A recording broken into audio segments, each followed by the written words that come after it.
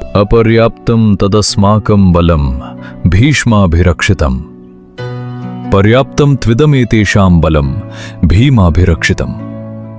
श्रीमद् भगवद गीता के अध्याय 1 श्लोक 10 में राजा दुर्योधन अपनी सेना की शक्ति की तुलना पांडवों की शक्ति से करते हुए कहते हैं, भीष्म पितामह द्वारा संरक्षित हमारी सेना की शक्ति अपर्याप्त है, यानी इसकी कोई सीमा नहीं है, जबकि भीम द्वारा संरक्षित इन पांडवों की शक्ति पर्याप्त है, यानी सीमित है। इस श्लोक में छिपे मनोविज्ञान को बहुत गहराई से समझने की आवश्यकता है। यहां अपर्याप्त शब्द के 2 अर्थ निकलते हैं। एक ओर दुर्योधन गर्व से कह रहा है कि उसकी सेना असीमित और अजेय है, क्योंकि उसके रक्षक स्वयं भीष्म पितामह है।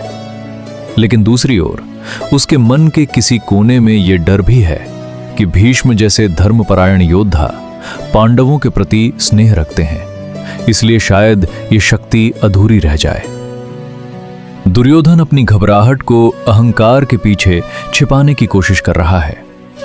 वो पांडवों की सेना को भीम के संरक्षण में देखकर उसे सीमित मान रहा है, क्योंकि वो केवल शारीरिक बल को देख रहा है, आत्मिक बल को नहीं।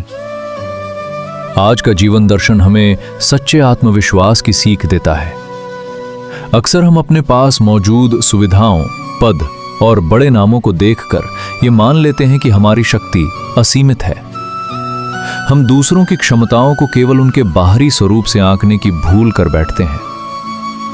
याद रखिए, जिस सेना या जिस लक्ष्य के साथ सत्य खड़ा है, उसकी शक्ति कभी सीमित नहीं हो सकती। दुर्योधन के पास पितामह भीष्म जैसा अनुभव था, लेकिन पांडवों के पास श्री कृष्ण जैसा मार्गदर्शन था। जीवन में केवल संसाधनों और रक्षकों की संख्या पर गर्व न करें।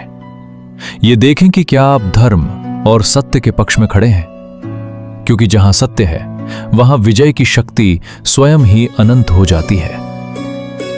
मेरे प्रिय, अपनी सामर्थ्य को केवल संख्या में मत नापो। तुम्हारी असली शक्ति तुम्हारे रक्षकों में नहीं, बल्कि तुम्हारे अडिग चरित्र और नेक इरादों में छिपी है। सत्य की इस खोज को कल फिर जारी रखेंगे। तो मिलते हैं कल सुबह ठीक 6 बजे। राधे राधे।